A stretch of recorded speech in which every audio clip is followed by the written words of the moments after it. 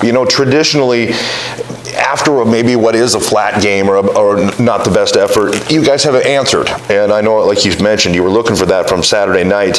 You haven't been swept since the very end of September, actually. So that's a good indication that, you guys have bounced back and you've been resilient, like we've talked about. So this weekend, a little bit, like you said, a tough pill to swallow. Didn't, you got to move on. That's all we can do, like you mentioned.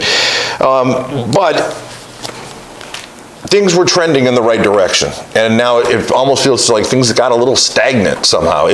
Can you pinpoint what it is, or what is kind of, what's the roadblock, or not roadblock, but road bump right now? Well, I mean, you'd like to think the break came at a good time, but maybe it didn't. I mean, we haven't been the exact same team, so to speak, since break. But we found ways to take points against St. Cloud coming off break, and I mean, it's a long season, and we have a lot of guys that are first-year hockey players in this room. Not to make an excuse for them, but they need to figure it out. Yeah. We're only 30 games or so in, so you need to understand that it's a long season, and every night you're judged on how you play. Right. So. Can only learn from this past weekend, and you know what? Shame on us if we don't learn from it. So, moving forward, we look to Minot, and we're going in there to take points. Okay, when you mentioned younger guys, whatever, you've got a veteran group in this room too. How much accountability do you expect from these players? I mean, it's kind of a little bit of a rock and a hard place in some senses. Are you able to kind of single out somebody and say, this is where we needed you to do something different? Or is it as a group? How do you approach them as players? Well, I think it's both. Yeah. I mean, the best teams are held accountable within their locker room. It doesn't take the coach to come in and hold you accountable. So, right. We've seen that with our national championship team when Sokoli was leading this group. He was really good at that skill. It's a hard skill. But also, the coaches are having to hold you accountable too when you don't necessarily have that 100% in your room. And I think Coach Stepan and myself, we've done that. Yeah. But ultimately, the player has to hold himself accountable. Right. And when you have young players, they don't know how to do that. They think everything they're doing is great, and they're getting to play hockey and touch a puck and maybe score a goal, and it's all fun. But it's not fun to lose. Yeah. And it's not acceptable to lose. And when you're part of the equation, and all 20 guys dressed or 21 guys dressed are part of that equation, they need to hold themselves accountable. Well, and that kind of leads into, actually, I think it was maybe 2 weeks ago, or a week ago anyway. I'd asked you about the little things that you guys see as coaches, that you see that, maybe other people don't appreciate because they don't really know what they're looking at.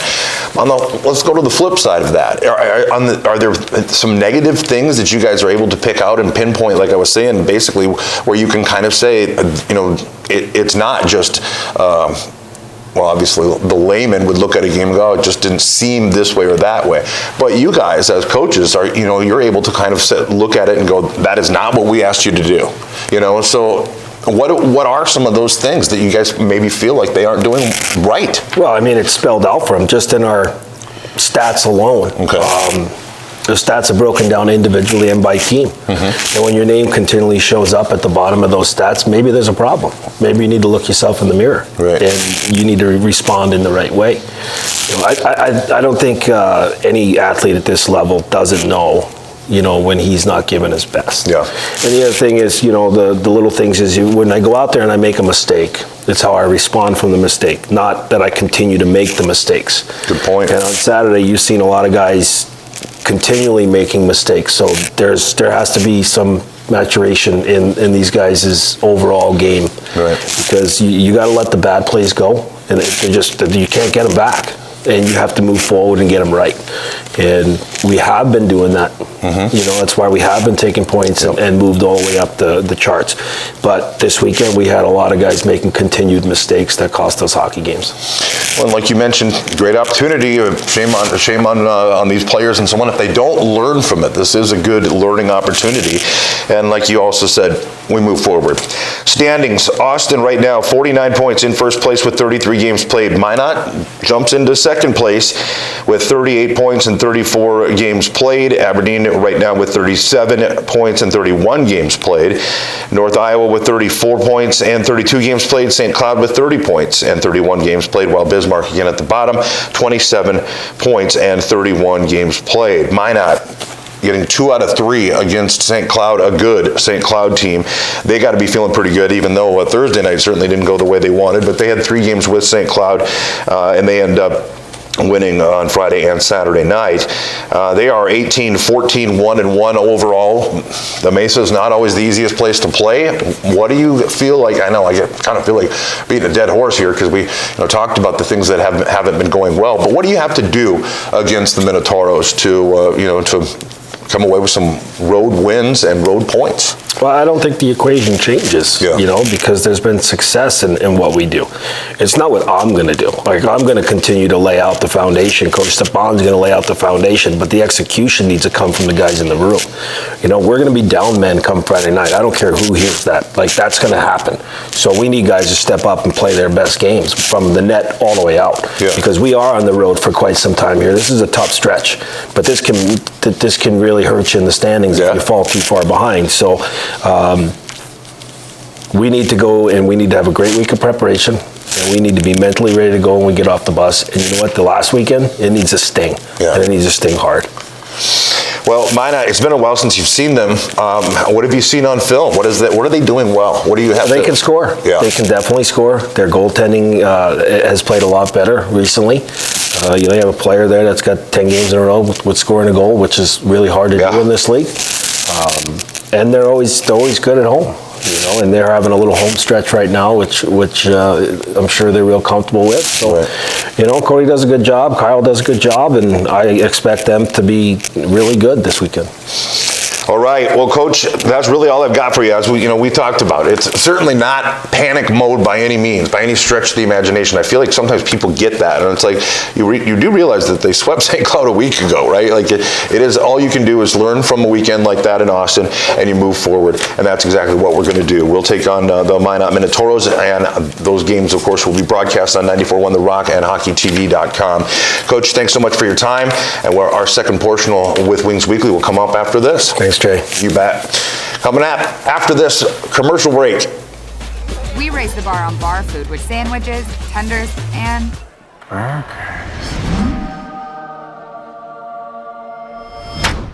there's more where this came from. To the greatest of all times. Second portion of Wings Weekly continues on, and instead of a player like we would normally have, or sometimes have, this time we have assistant coach Zach Stepan joining me. Appreciate you taking some time, Coach. Yeah, it's always fun to be on these for the rare occasion that I'm on. Well, the last time you were on, we talked a little bit about being a younger coach and being on that, I guess, closer to the age group of the players, and how it makes it easier to relate to them in a lot of ways, or in some ways, I should say. Do you feel like the mentality of today's players, when you're in the locker room or on the bus or when you're talking with them or maybe going over film, whatever it is, do you feel like the mentality is the same as when you were playing college and juniors and at the World Cup? And has it changed at all?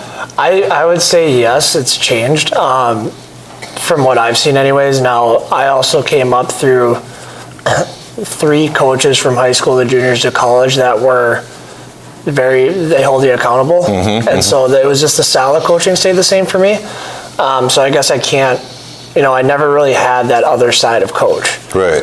So I guess from that side of it, I don't know, but I would say that I've noticed that kids and teams that are doing well seem to be transitioning a little bit on that. And so it's more about the question why. Yeah. That is starting to come out with a lot of kids of, if they're going to ask you questions and you better know the answer, it's not you tell them what to do and they just do it. You still have some of those kids, but as a whole, that's starting to transition in a little bit where if you can explain why it's important, they'll do it for you, but you got to make sure you know why it's important. It's not it's like the parent saying, because I said so, but they actually want to know why the thought process. Yeah, why am I doing what I'm doing? Right, interesting. power play, I talked with Coach about the penalty kill and some of the things that went wrong there in Austin, of course. And again, like he said, we move forward. But one of the things I wanted to touch on is the power play. 2 of 13 over the weekend. They're 16.8% right now. Unfortunately, that's at the bottom in the division. But it's been a little bit up and down. There's been times when you've been able to put some important goals in at key times on the power play. But and Coach and I have talked about in weeks past that scoring goals has become a little bit of an issue for this team, and they need to do it in groups or as a group, and relying pretty heavily on goaltending in a lot of senses too. So how do you improve the power play? What can you do right now? Because again, schematically you're looking at it and you go, this should be working. What isn't? Yeah, so I would say there's 2 pieces to this. One is going off of, if we just talked about last weekend, Friday night, I think we were 1 for 8. And I would say that was the first time running a new units put together because of what has been happening in the past. So we had different reads and different things like that, and new breakouts. So I actually thought from their first time running everything together, I was actually more on the happy side than I was the sad side. Okay.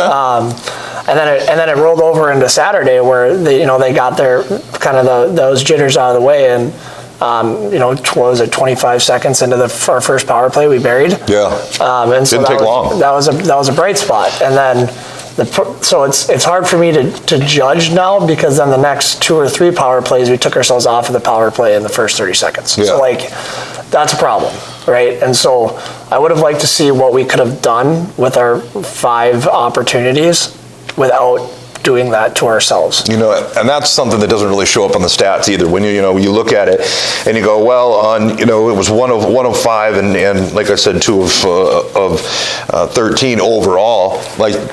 That doesn't show the fact that you really only had 32 seconds of a power play before you end up going 4 on 4. Right, which is where you hold the guys accountable, right? That's the last place you should be taking a penalty. But we went from 1 for 1 to 1 for 4 pretty quickly, with only about a minute and 20 seconds of actual power play time. Right. And so it's not.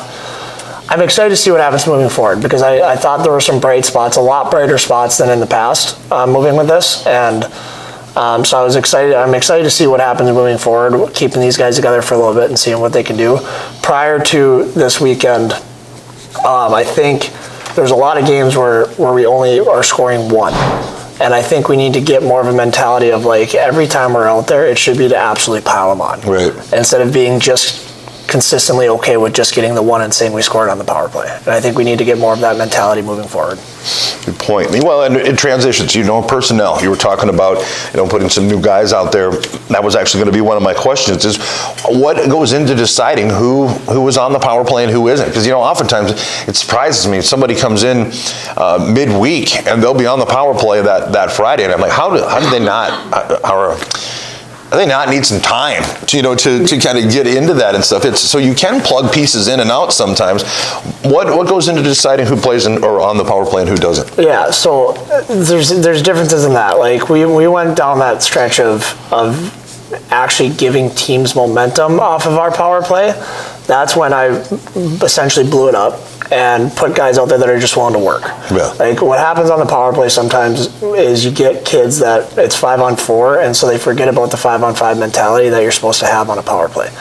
And when we start to lose that, I'm willing to send a message to say, that's where some of the young guys got opportunities. That's where we had a NA3 call-up get an opportunity against St. Cloud, right? If you're not willing to put the work in, you're not going to get the opportunity on the power play, because power play is supposed to be fun, but you have to work to make it fun. And so mixing things around that way helps. Injuries haven't helped us this year regarding mixing up, because a lot of it's been on the back end, right? And the back end is the guy that runs the top of the power play. So when you have guys that are starting to mix in on that a little bit and not get used to being the last man back all of the time, getting that confidence on the blue lines can sometimes be tough. And 2 of our 3 power play guys are 0-4s. Yeah. Right, and so they're going to continually need time to start feeling comfortable up there, and we saw that this weekend with some guys on just sometimes when they're not comfortable, mistakes are made. Good to that's good insight, and obviously you're the one to talk to on that. But I think a lot of times, like I was saying, Coach, the layman, your casual fan, whatever, maybe doesn't see it obviously the way that you guys do. So it's kind of nice to get that breakdown. I wanted to also talk a little bit about being on the road, since we have this road stretch. It can create challenges in its own right, and as an assistant coach, it makes things a little bit difficult as far as breaking down video and different things like that. You don't have your office to work in, and you don't have the, some of the resources in a sense. Now you do have easy access to the players, because they're all right there, but it creates some challenges in a sense, doesn't it? Yeah, it usually does. I mean, the hotel lobby becomes my best friend on the weekend. And honestly, the biggest challenge I run into is hotel internet. Yeah. Like, that's the biggest challenge out of anything, right? Is things take twice the time to download or this or that. The other thing, or it starts to get jumpy. So when I'm screen recording it and I try to show it, you gotta show it jumping. So that's why it takes me so long on, for instance, Saturdays, because I try to take as much of that out of the way as I can. But it just takes time. But from a daily routine thing, it's not necessarily different. Okay. It's more nagging challenges than it is full-on challenges. And we try to do a couple of different things where we do our normal stuff, but then we'll also try to do line edit stuff. So it's instead of one-on-one, you're meeting with 3 guys at a time, then meeting with the decor at one time, and breaking that up. And so all of that, getting all of those clips organized, is what takes some time. Then finding out when each line is not taking their nap. All 3 of them are taking a nap at this time, so I got to go with this line. So just not trying to screw with the players' daily routine schedules, because they're the ones that are on the ice playing. Yeah. So I don't want to mess with that as much as I possibly can. What is an energizer? What is it? What's the purpose of that? When you get for those that may not know, basically it's an opportunity to get the guys together to do an activity, and sometimes it's a fun thing. Sometimes it can be a little bit more aggressive. I feel like maybe even sometimes it's more of a mental thing than a physical thing. What is the purpose of that? Yeah, so there's different. It depends on what you need. It's a read on what you kind of need, right? Okay. So like the Energizer on a good day of after a good night on the road, it's get the guys out of bed after they've eaten, get kind of the grogginess out, because when you put that much work in on a Friday night, you're going to wake up groggy. Mm-hmm. Like you just are, right? And you're in a hotel, you're in a new bed, some of the guys have to sleep in the same bed, like all of that kind of stuff, right? And so getting them out of bed and getting their brains woken up and having fun with it is a good way to kind of jumpstart the day. Sure. Right? So get it off to a good day. Now, like you look at Saturday, we did more of an accountability day this past Saturday based on Friday night's deal. So we did something more along the lines of guys holding each other accountable and keeping the coaches out of it, of what you think your buddy needs to do better, and then they get to tell you what they think you need to do better. So you're hearing it from your peers, but then you hold each other accountable to make sure they go out on the ice and do what they're saying that they need to do. Some constructive criticism in a sense. Correct. Yeah. Yep. And making sure that they understand that we're only doing this to get better. Yeah. This is not something where guys are taking shots. And then I allowed our captains to to constructive criticize me on that too, right? So that they know that I'm not just sitting on the sidelines. Like if there's something that I can do better, then they know that I'm involved in that, because we're a team in that aspect. Very cool. Okay. Well, like Coach Langer said, you got to put that one, put the sting of that, and it does need to sting from the player's perspective, but you got to put it behind you. You move forward. We've got Minot coming up. Minot's always, like we talked with Coach Langer about, tough to play against there in the Mesa. What is, and he talked about some of the things that they're doing well. Obviously, scoring goals is one of them. They've got good goaltending. What do you see, when you break things apart? What are you going to see as some keys for the Wings? Yeah, I think that team likes to get up and down the rink in a hurry. Mm-hmm. And so when teams don't track well against them, or for layman's terms, I guess, is back check well, you allow them to play into that. And when they're allowed to play with that speed, they're a lot like North Iowa in that sense, where those teams are really good on rushes and on transitions and stuff like that. And so if we can take that out of their game, that's not only going to help us, but they like to get 4 guys up the rink. And so if we can get that track down and get some of those things put in place and do it consistently, Yeah. that's actually going to turn and allow us to outnumber them coming back. And so that's going to be a big part of the weekend. Okay, we'll watch for that. All right, Coach, I don't really have a whole lot more for you, but again, I appreciate you coming on the show and talking with us a little bit here, and giving an opportunity or getting an opportunity for us to kind of pick your brain about the power play and about, like you just mentioned, some things that the other teams do well that you're going to have to, that are going to be important pieces. So thanks so much. The Wings road stretch continues this weekend on the road in Minot, like we've been talking about, with the puck dropping inside the Mesa at 7:35 both Friday and Saturday night, January 13th and 14th. Catch the action using your Hockey TV login or watch the games at Buffalo Wings and Rings in Aberdeen, the official home for all Wings away games. The games' audio will be broadcast via Hub City Radio's 94.1 The Rock, or you can download the Rock app and listen anywhere you go. Your skater can still sign up for Wings clinics with assistant coach Zach Stepan. Visit AberdeenWings.com and click the Aberdeen Wings Youth Clinics tab for details and dates. Don't forget, you can listen to Wings Weekly via our podcast. Find the audio for this season's episodes on Spotify, Stitcher, or iHeartRadio. And for all the latest news and information on the Wings, visit AberdeenWings.com or follow us on Facebook, Twitter, Instagram, and on TikTok. Once again, Assistant Coach Zach Stepan, really appreciate you taking some time to join us. Absolutely, love to do it. All right, folks, that'll wrap up this week's Wings Weekly.